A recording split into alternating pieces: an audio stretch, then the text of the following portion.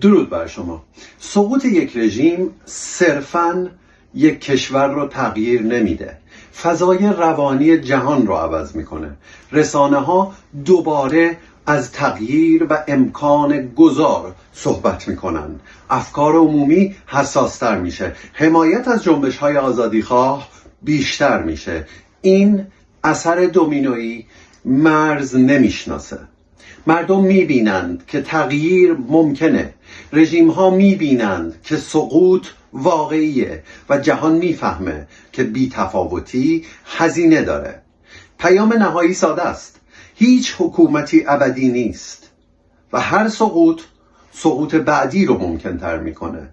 این جبر تاریخه. هیچ حکومتی نیامده که بماند و نرود. وقتی یکی بیفته بقیه هم ترک بر می‌دارن. تغییر مسریعه.